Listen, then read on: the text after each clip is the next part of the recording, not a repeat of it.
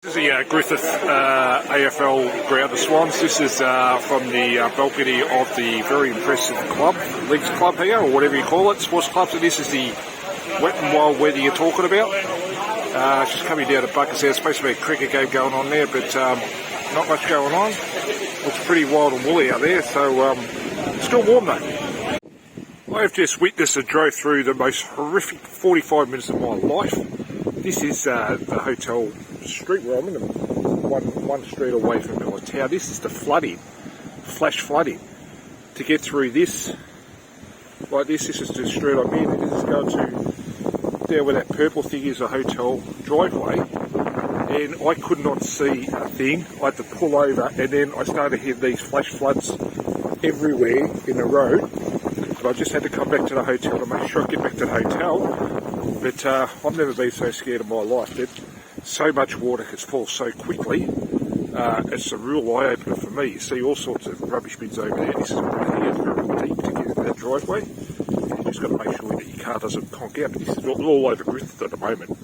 You know, unbelievable. And the rain's just stopped about 5 minutes ago, but it was so heavy.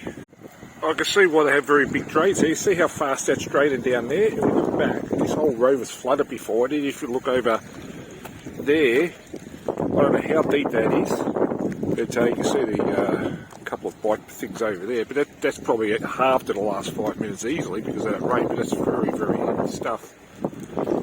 Yeah, no, scary stuff.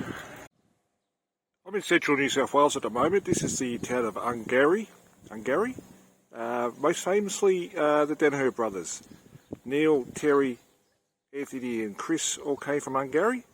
It's in the northern Riverina area. It's just a one street sort of town with one pub there. And as you walk into this town, they say it is the home of the big football. And they are correct. That is one big football. That's the Danaher's football. Ungary. That's a pretty big football. And that is Ungary Street. One street town in central New South Wales. This is the town of Columbally, halfway between Jerilderie and Griffith. This is quite a nice little town.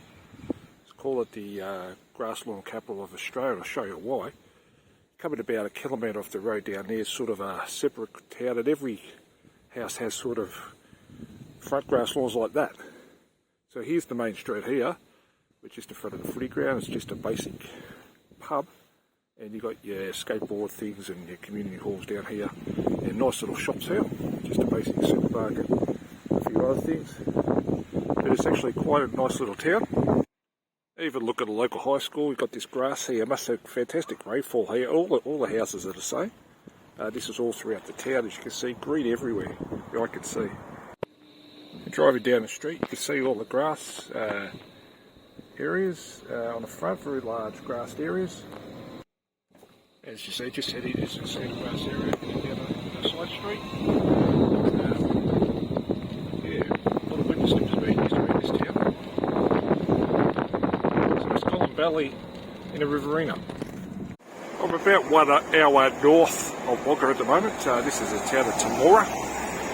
It's in the Riverina, and this is a pretty large town, quite a nice town as we go down a little bit further. This is the main street. This is our Paleface Arcade. I'll get to that a bit later. One of the pubs here is not open. There's about 4 pubs here. I think 2 or 3 of them are closed. A couple of old nice buildings here in that dark brick sort of Ivanhoe sort of look.